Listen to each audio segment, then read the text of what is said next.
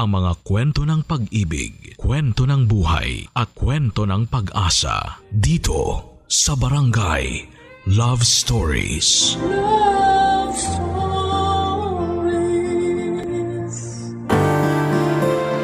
Walang tamang panahon para maging handa tayo sa mga bagay na hindi natin inaasahan. Kaya kailangan nating magkaroon ng lakas ng loob upang harapin ito kahit na biglaan. Ikaw kabarangay, paano mo hinarap ang mga bagay na bigla na lamang dumating sa buhay mo?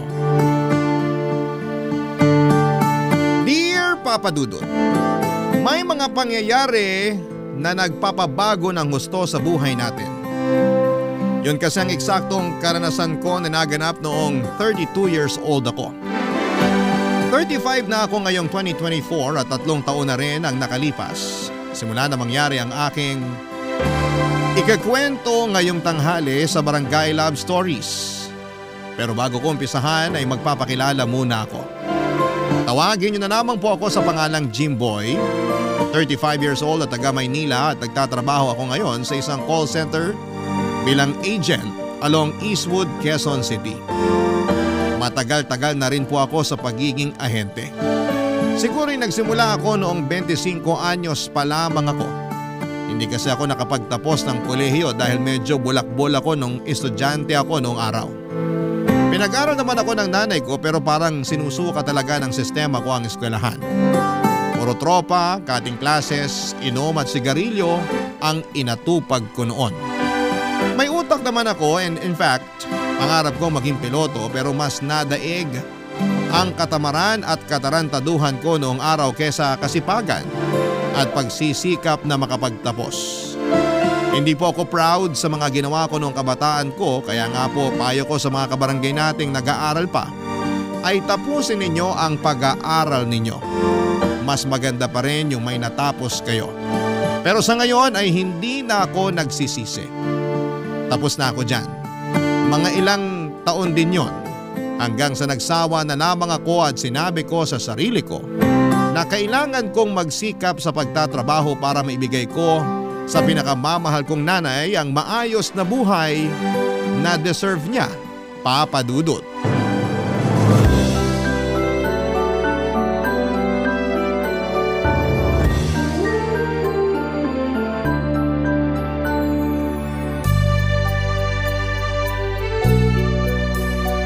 Yun! Layo rin ang narating ng eroplanong papel ko. Mukhang maganda pagkakatupi ko sa mga pakpak. Jimboy, nak! Kanina pa kita tinatawag sa loob ah. Wala ka bang naririnig? Ay, tinatawag niyo pala ako, Nay? Oo, nakailang beses na. Sorry po. Ingay kasi ng mga bata kanina. Nakatambay dun sa kabilang kalsada. May sumigaw tapos may umiyak kasi napalo nung nanay matapos mang away ng kalaro. Ay, mga kabataan talaga ngayon. Ganon din naman po ako nung araw, di ba? Ay, oo. Malala ka pa nga sa kanila. Si nanay talaga? Sobra naman po yung malala pa ako sa kanila. Totoo naman. Kulang na lang mapanot ako sa'yo dahil sa katigasan ng ulo mo. Muntik na nga kitang itakwil bilang anak ko eh. Buti na lang naghimala ang langit kasi nagbago ka. Buti na lang hindi niyo po ako tinakwil. Siyempre biro lang yon. Meron bang magulang nagugustuhing magtakwil ng sariling anak? Meron naman po. Eh siguro yung mga napagod na talaga sa mga ugali ng anak nila. Kaya mabuti na lang nagbago ka na. Marami po kasi akong na-realize, lalo na nung nagkaedad na ako. Talaga? Ano yon? Na nakakapagod pala maging pasaway. Na ayoko na kayong bigyan ng sakit sa ulo kasi tumatanda na rin kayo. Sobra ka naman? 53 pa lang ako, oy! O tingnan nyo, kayo rin kanina sobra sa pagsasabi na malala pa ako sa mga batang pasaway dito sa atin. Nagsasabi lang naman ako ng totoo ah. Sa kasabi mo nga, ikaw na lang yung napagod magpasaway. Ay, pero alam mo, masaya ako kasi sa wakas tumino ka na. Ayoko naman na hanggang sa kamatayan ko eh, pasaway ka pa rin kasi sino na lang ang magtitiis sa'yo kapag wala na ako. Huwag niyo naman pong sabihin yan. Ayaw ko pa po kayong mawala. Hindi naman kasi natin mapipigilan ang kamatayan. Pero wag kang mag-alala, ayoko pa rin namang sumunod sa tatay mo. Ay teka, ano ba yung pinapalipad mo sa ere? Ay, eroplanong papel po. Teka, damputin ko lang. Ang tanda-tanda mo na, naglalaro ka pa rin yan. Opo, tsaka na-miss ko lang bigla kasi lagi ko itong nilalaro nung bata ako. Natatandaan ko nga. Sabi mo, pangarap mong maging piloto para makapagpalipad ng totoong eroplano. Yun din kasi ang kinalimutang pangarap ng tatay mo. Siguro kung hindi lang dahil sa kahirapan, buhay pa at isa ng ganap na piloto ang ama mo. Siguro nga po. Pag nangyari yun, baka hindi na rin ako pinanganak kasi di niya kayo nakilala. Bakit naman? Kasi natupad nyo na yung pangarap nyong maging model. Ha? Anong pinagsasasabi mo? Pangarap ko ba yon? Opo. Hilig yung ang rumampa-rampa sa bahay, dala-dala yung walis tambo at pang-agiw eh. Ewan ko sa yung bata ka. Puro ka na lang kalokohan. I love you, Nay. He! Mabuti pa pumasok na tayo sa loob kasi luto na yung paborito mong merienda. Yung ginataang bilo-bilo po? Oo, sa kalumpiang toge. Tara na para makakain na tayo. Sige po. Yahoo!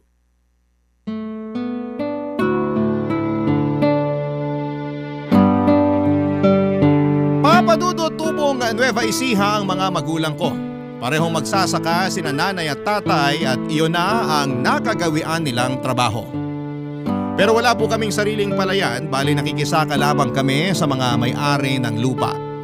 Simple lang ang pamumuhay namin at may mga pagkakataon na isang kahig isang tuka o hikahos. Pero meron din namang sagana. Kaya siguro hindi na ginusto ng mga magulang ko ang magkaanak ng marami. May isa akong kapatid, sumunod siya sa akin nung 2 taong gulang na ako. Pero maaga siyang binawi sa amin dahil sa karamdaman. At pagkalipas ng 1 taon ay namatay naman si tatay matapos siyang tamaan ng kidlat habang nasa palayan siya. Kami na lang ng nanay ko ang naiwan noon at aminado siyang nahirapan siyang makausad. Kaya nga nagdesisyon siyang lumuwas sa Maynila kung nasaan ang iba niyang kamag-anak at dito na kami nanirahan. Namasukan siya bilang kasambahay habang ako naman ay nasa poder ng tiyahin ko na second cousin ni nanay. Hindi ko na masyadong maalala ang nakaraan basta ang malinaw at sigurado lamang sa akin nang nagkaedad na ako at makapagtrabaho ay mabigyan ng maginhawang buhay ang nanay ko. Bukod kasi sa siya lang ang magulang na meron ako, siya lang din ang nagtiyaga sa ugali ko lalo na nung pasaway pa ako. Yun din ang rason kung bakit sa edad kong 32 ay hindi pa rin ako nag-aasawa. Ayoko lang maiwan ang nanay ko na mag-isa at kung ayaw sa kanya ng magiging asawa ko, saka na lang muna. Pero naiintindihan ko naman si nanay dahil concern lamang siya sa akin. Lalo na kapag pinag-uusapan namin ang pagbuo ko ng pamilya. Siyempre, hindi na ako bumabata at ilang beses na rin niyang sinabi na gusto na niyang magkaapo. At lahat ng yon ay naikwento ko sa kaibigan kong si Bea, Papa Dudut.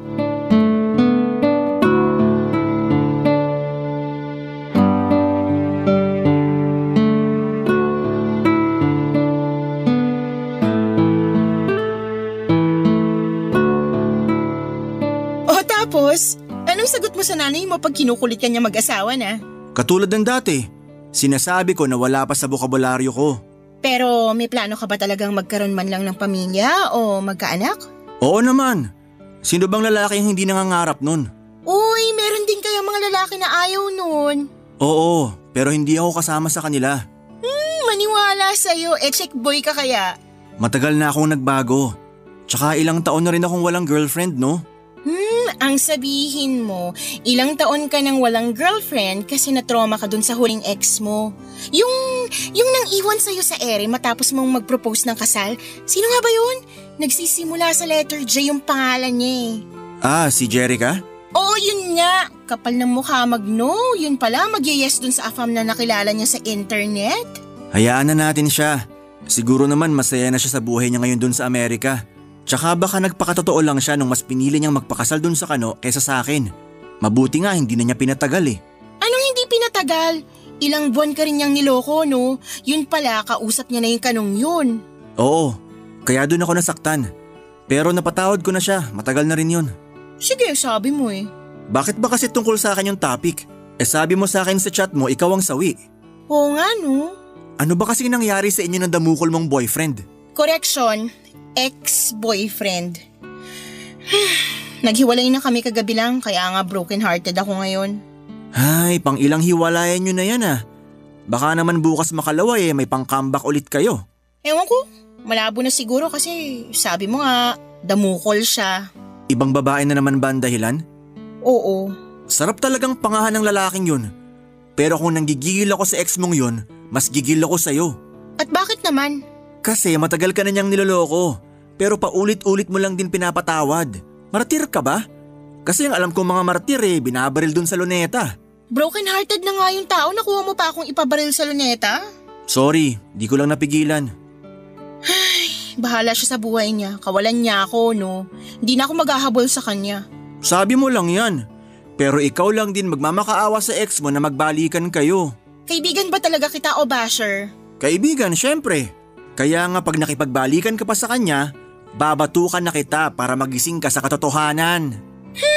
Nakuha mo pa talagang manakit? Ano nang plano mo ngayon? Gusto kong uminom. Ha? Nako, sakit lang yan sa ulo pag gising mo. Ay, mas okay na yon para kahit papaano makalimutan ko yung nangyari sa amin. Samahan mo kaya ako uminom, no? Doon na lang tayo sa apartment ko kasi petsa de peligro na. Wala na akong pambar. Seryoso ka talaga dyan? Oo nga. Kaso hindi na ako umiinom Alam mo naman yan. Sige na, samahan mo na ako. Magkaibigan naman tayo, diba? Oo nga, pero… Kung ayaw mo, sige. Doon na lang ako sa mga kaibigan kong lalaki magpapasama. Ano? Doon sa mga kinaiinisan ko kasi alam kong may pagkaloko-loko? Oo. Mamaya kung ano pang gawin nila sa'yo. Kaya nga ikaw yung una kong niyaya tapos ayaw mo naman. Gusto ko lang naman maglabas ng sama ng loob Kasi nga, minahal ko rin naman yung tao tapos ngayon hiwalay na kami. Pagkatapos naman ito sigurado makaka-move on na ako kaya please, samahan mo na ako, Jimboy.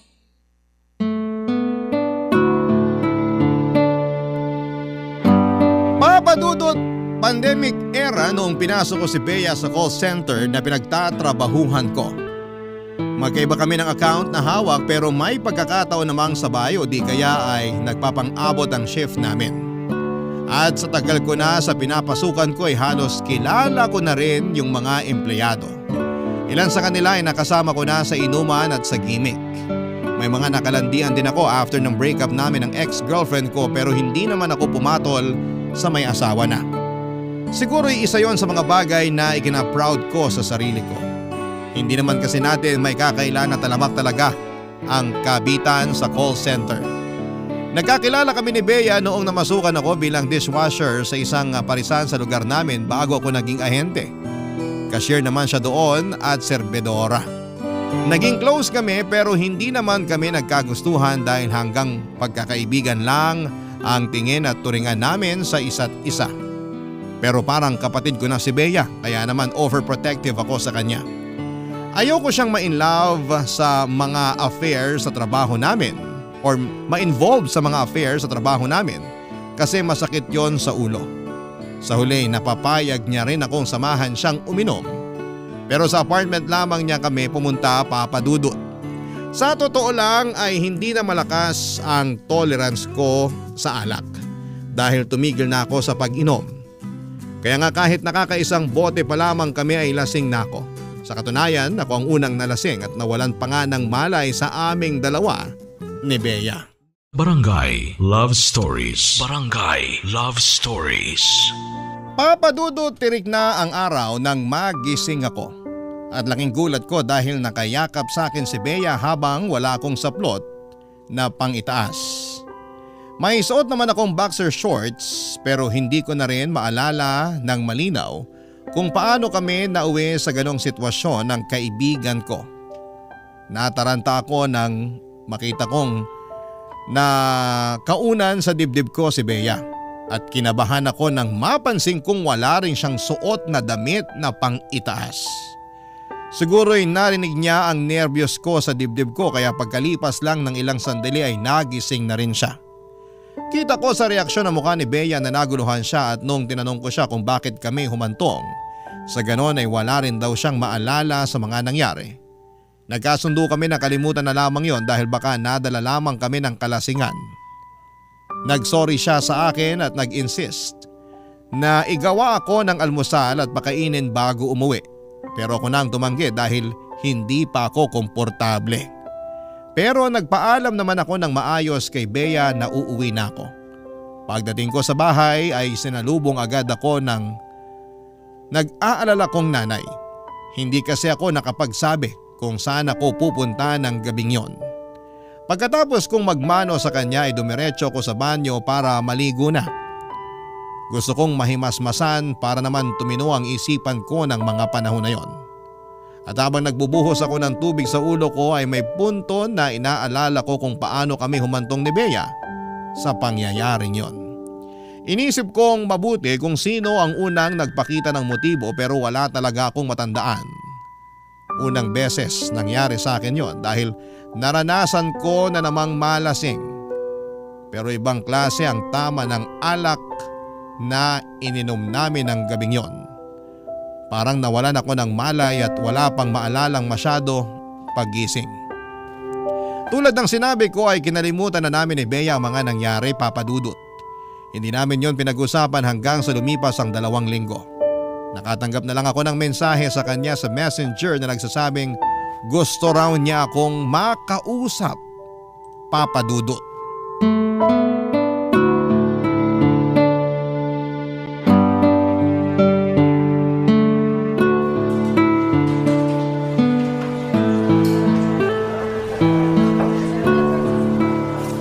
Sorry na storbo kita, pero thank you kasi pumunta ka. Okay lang naman. Di naman ako masyadong busy.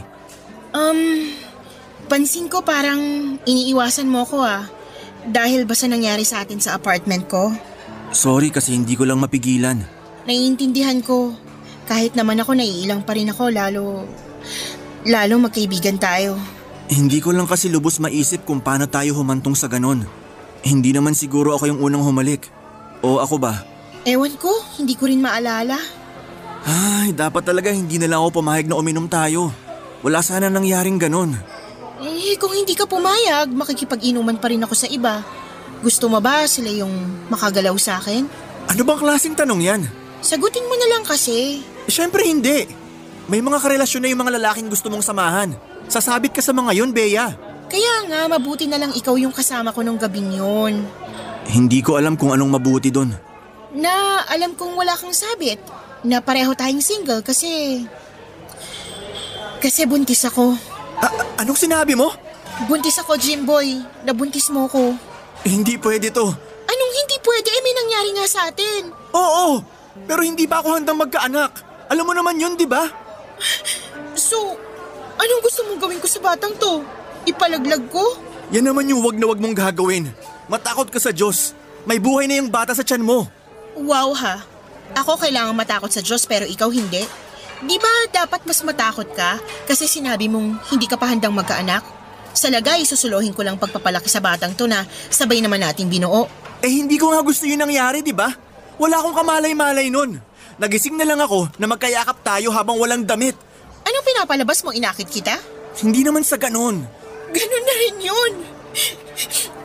Alam mo, nakakasama ka ng loob Akala ko pa naman sa lahat ng lalaki, ikaw yung makakaintindi sa sitwasyon, ikaw yung susuporta sa akin at sa magiging anak natin, pero ikaw pa yung nangungunang umayaw sa amin, lalo na sa anak natin.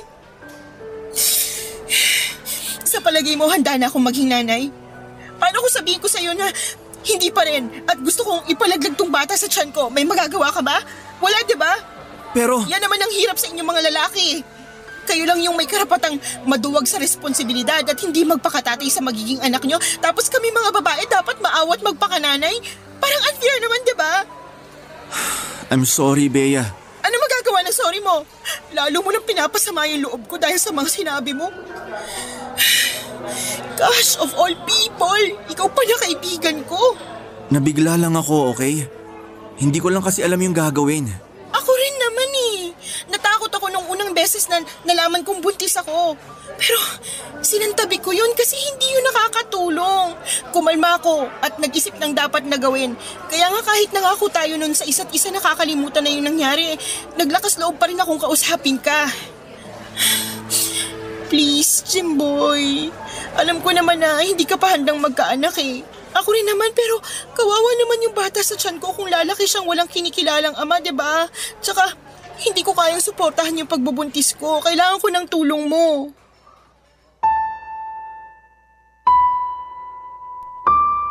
Papadudot abot langit ang kabako nang sabihin ni Bea na buntis siya at ako ang ama. Siyempre, may nangyari sa amin kaya malamang ay mabubuntis ko talaga siya. Inasahan ko na yun noon pa lamang nang sinabi niyang may pag-uusapan kami. Pero sinantabi ko lang kasi ayaw kong mapraning. Kaya lang matapos kong mapatunayan na nagbunga nga ng sanggol ang nangyari sa amin, ay doon na ako kinain ng matinding takot at kaba. Hindi pa kasi ako handang maging ama. Pakiramdam ko ay kulang pa ang nalalaman ko para maging mabuting magulang.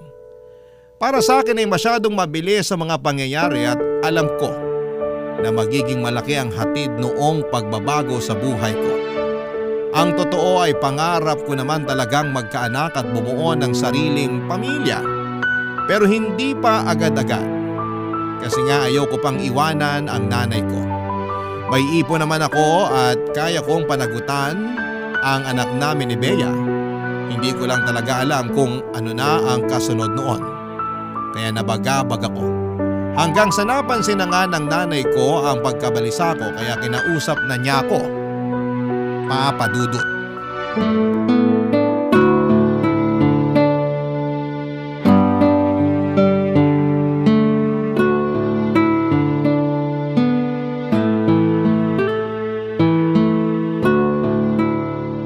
Nak, napapansin ko maghapon ka yatang nakabusangot dyan ah.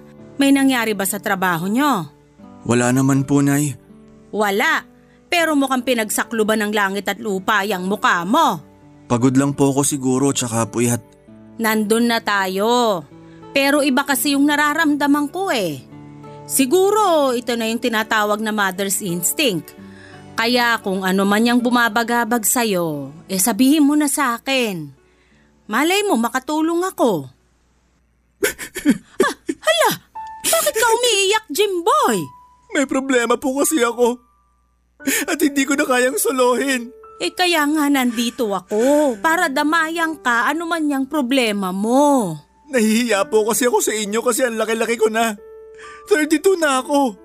Dapat sa edad kong to, kaya ko nang solusyonan yung mga problema ko. Ano naman kung 32 ka na? Kahit mag-42 ka pa o 52, anak pa rin kita at ako pa rin ang nanay mo. Kaya sabihin mo na sa akin yung problema mo. Nakabuntis po ako. Ha? Kilala niyo po si Bea, di ba? Yung kaibigan ko. Ay, oo naman. Kilala ko yon. Siya ba yung nabuntis mo? Opo. Nag-inuman kasi kami nung nakaraang gabi. Tapos paggising namin wala na kaming damit. At magkayakap na kami. Hindi mo ba naaalala yung nangyari nung gabi? Yun nga po, hindi ko maalala.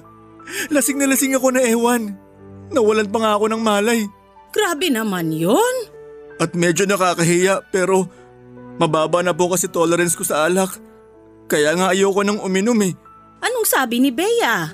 Wala rin daw siyang naalala. Parang eksena lang sa mga teleserye na napapanood ko sa GMA ah. Yung magiinuman yung babae at lalaki, may mangyayari sa kanila pero wala silang maalala. Nay naman eh, seryoso po ako. Hindi po to teleserye. Alam ko naman yon, pero wala naman akong nakikitang problema doon kasi pareho na naman kayong nasa tamang edad ni Bea. Pareho rin kayong may trabaho. Pero hindi pa po ako handang maging tatay. Rico naman po. Bakit niyo ako binatukan? Abay malamang babatukan kita kasi nakakainis ka. At bakit naman po ako naging nakakainis? Kasi sabi mo, hindi ka pa handang maging tatay. Totoo naman po yung sinabi ko. Kahit na totoo pa yon, alangan naman pabayaan mo lang si Bea sa kayong magiging apo ko.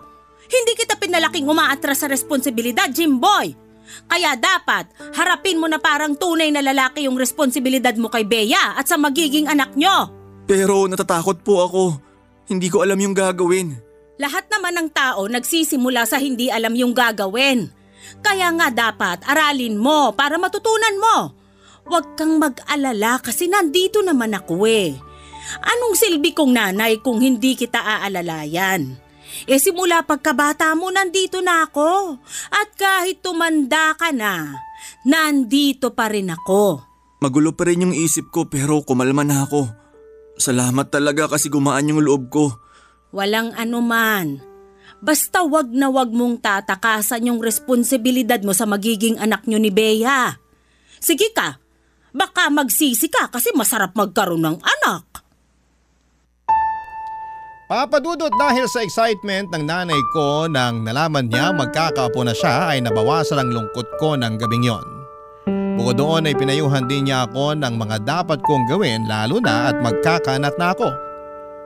Ewan. Siguro hindi lang talaga ako makapag-isip ng matino noon kaya nadaig ako ng takot at pag-aalala. Pero mabuti na lamang at to the rescue ang nanay ko. Kaya nga nangako ako sa kanya na pangangatawanan ko ang magiging anak namin ni Bea at gagawin ko ang lahat upang maging mabuting ama. Noong sumunod na araw ay kinausap ko si Bea tungkol sa sitwasyon namin. Sinabi ko sa kanya na susuportahan ko ang magiging anak namin bilang tatay nito. Bagay na kinatuwa naman ng kaibigan ko. Bilang unang hakbang ay sinamahan ko siyang magpa-check up at magpa-ultrasound. At ang saya pala sa pakiramdam na sa unang pagkakataon ay narinig namin, papadudot ang heartbeat ng aming baby. Kakaibang saya sa aking pakiramdam ang naranasan ko ng araw na yon. At nasabi ko na lang sa sarili ko na excited na akong maging ganap na tatay, papadudot. Barangay Love Stories. Barangay Love Stories. Papadudot naging masela ng pagbubuntis ni Bea noong 3 buwan na niya. Kaya naman nag-decide siyang mag-resign sa trabaho at kinausap ko siya na lumipat sa bahay namin para maalagaan siya ng nanay ko. Ganon nga naging setup namin hanggang sa makapanganak na siya. Nag-uumapaw ang kaligayahan ko sa puso nang masilayan ko na ang anak namin, papadudot. At labis na galak ang naramdaman ko nang mabuhat ko na siya.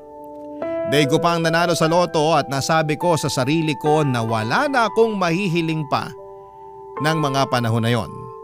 Hindi ko maipaliwanag pero alam ko na malaki ang nagbago sa akin simula nang naging tatay na ako. At habang nagsasama kami ni Bea sa iisang bubong ay hindi naman kami nagtatabi sa iisang kama dahil nilinaw niya na wala raw siyang nararamdaman sa akin. Nirespeto ko yon dahil ganoon din naman ako sa kanya, papadudot.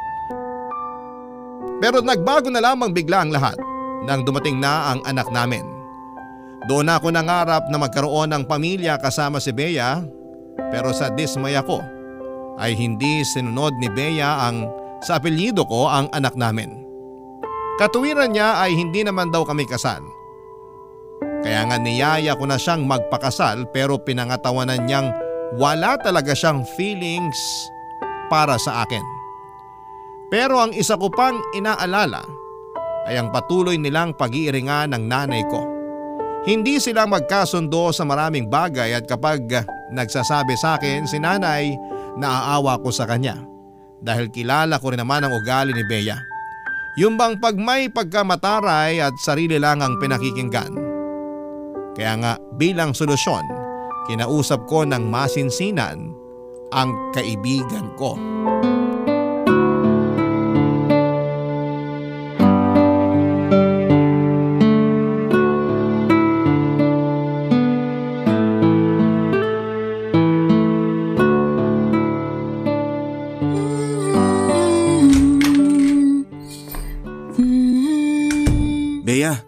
Wala ka bang balak kunin kay nanay yung anak natin?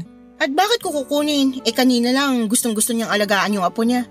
Hayaan mo sa kanya yung bata, wag mo rin kukunin. Kukunin ko na pag nakapagpalit ako ng damit. Amoy usok na ako sa biyahe ko. Alam mo ikaw ang KJ mo. Anong KJ doon? Pagod na nga si nanay sa pag-aalaga ng anak natin. Tama lang yun kasi bida-bida siya masyado. Anong sinabi mo? Ang sabi ko, may pagkabida-bida yung nanay mo. Kaya nga hindi kami magkasundo sa maraming bagay eh. Lahat na lang may pinupo na siya. Akala mo siya na yung pinakatamang tao sa mundo. Kainis kaya. Kung may hindi ka sinasang-ayunan kay nanay, pwede mo naman sabihin sa kanya ng maayos. Nakikinig naman yun. Nakikinig daw, pero hindi kaya. Ang tigas ng ulo ng nanay mo. Masyado pang pakialamera na akala mo wala na akong ginawang tama sa kung paano ko alagaan yung anak natin. Concerned lang siya sa'yo at sa anak natin. Hindi naman niya intensyon na makialam. Siyempre sasabihin mo yan kasi nanay mo siya. Ano pa nga bang dapat kong asahan sa'yo mama's boy ka? Anong sinabi mo? Ang sabi ko mama's boy ka. Oh, totoo naman. Kasi sa edad mong yan, nakaasa ka pa rin sa nanay mo. Hindi mo nga siya maiwan kasi nag-aalala ka kamo sa kanya. Hoy, ipapaalala ko lang sa'yo na matanda na yung nanay mo. Nagmamarunong na nga na kaya niya ng sarili niya. At ikaw hindi ka na bata. May anak ka na nga pero kung makapagtago ka pa rin sa saya ng nanay mo, wagas. Alam mo, hindi ko na nagugustuhan yung pananalita mo tungkol sa amin ng nanay ko. Bakit? Nasasaktan ka? Ganun naman talaga. May kasabihan nga na truth hurts. Ang akin lang naman sana makisama ka. Dahil ba dito ako nakatira sa inyo? Pakain niyo ako kaya gusto mo makisama ako? Para lang magkaroon tayo ng matiwasay na pagsasama sa pamamahay na to. Sus, matiwasay na pagsasama raw. Gusto mo ba na lumaki yung anak natin sa magulong pamilya? Yung nagsisigawan, nagiiringan at nagpapataasan ng pride? Kasi ako, ayoko. Sinasabi mo ba na ma-pride ako? Ma-pride ka naman talaga. Kaya nga nakikiusap ako na sana matuto ka rin magpakumbaba. Yabang mo naman magsalita porque dito ako nakitira sa inyo at ikaw ang nagpapakain sa amin ng anak ko. Hindi ko naman yung sinusumbat sa'yo Hindi rin ako nagyayabang kasi responsibilidad ko yun. Hayaan mo. Pag nakahanap ako ng trabaho, aalis na kami ng anak ko rito sa bahay niyo para wala ka na ring responsibilidad. Bea naman. O bakit? Di ba yun naman ang gusto mo? Yung mawala kami ng anak mo sa buhay mo? Sino may sabi sa'yo? Mahal ko kayo ng anak natin, kaya ayaw ko kayong mawala. Mahal daw. Sus, lukuhin mo lelang mo, Jimboy.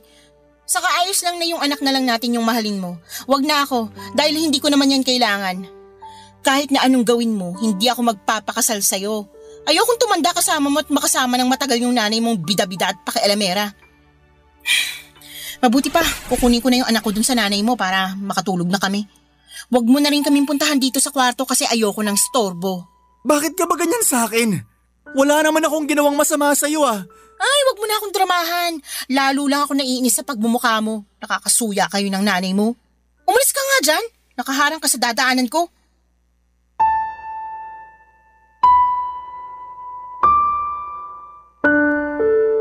Papadudot, hindi ko inaasahan na hahantong sa ganon ang pag-uusap namin ni Bea.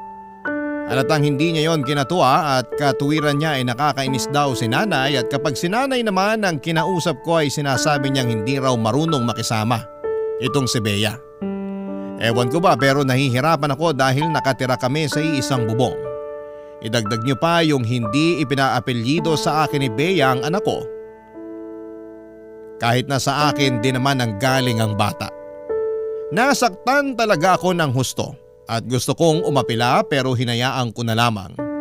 Mabilis na lumipas ang mga linggo at napansin ko na madalas ay abala si Bea sa pakikipag-chat sa kung sino-sino. At kapag tinatanong ko siya, nagagalit siya sa akin at pinagsasabihan akong pakialamero.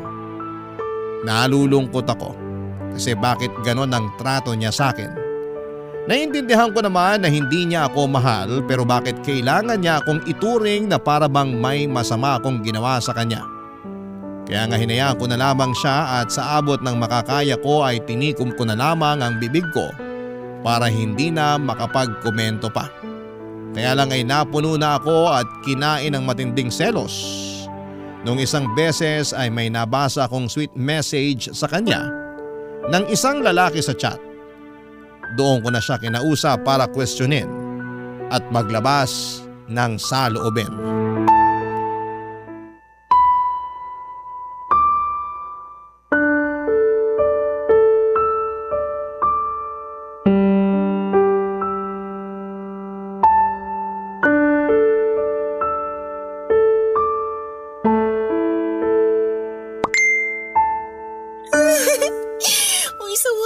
Nag-reply na siya. Grabe, sinzone lang ako ng ilang araw. Hindi niya ba ako na-miss? Sino yung kachat mo? Ay, Kambing! Jimboy naman! Bakit ka ba nagugulat? Sagutin mo na lang yung tanong ko. Sino yung kachat mo? Yan ba yung nagsasabi sa'yo ng mga sweet messages na nabasa ko? Binasa mo yung chat namin? Ababaliw ka pala eh. Bakit mo ginawa yun eh? Wala ka naman pakialam dun. Hindi ko lang mapigilan kasi nagsiselos ako. Ano? Nagsiselos ka? Wow! Di ba sinabi ko naman na may feelings na ako sa'yo? Niyaya pa nga kita magpakasal, ikaw lang tong ayaw. Malamang! Bakit ako papayag na magpakasal sa'yo hindi nga kita mahal? Hindi mo ba talaga ako kayang mahalin? Kahit man lang sana subukan mo kasi may anak tayo. Ano naman kung may anak tayo? Hindi yun dahilan para pumayag na akong magpakasal sa'yo. Bea naman. Nako, wag mo na nga akong dramahan ng ganyan. Naaalibadbaran ako eh. Ano bang gusto mong gawin ko para mahalin mo rin ako? Para pumayag ka na magpakasal sa akin. Lubayan mo ako. Yun ang gusto ko kasi kahit na anong gawin mo, hindi kita kayang mahalin. Hanggang pagkakaibigan lang yung turing ko sa'yo. Kaya sana naman irespeto mo yun. Nirirespeto ko naman. Hindi ko lang akalain na pagkatapos ng mga pinagdaanan natin, nagkaanak na tayo't lahat-lahat hindi mo pa rin ako magagawang mahalin. Hindi nga garansya ang pagkakaroon natin ng anak para mahalin na kita. Tsaka sana, alam mo na sa mga oras na to, may iba na akong gusto. Ito kachat ko nga diba? Kaya tanggapin mo na lang. Siguro nahihirapan lang ako kung paano ko yung tatanggapin. Parang ang bilis kasi ng mga pangyayari. Anong mabilis doon?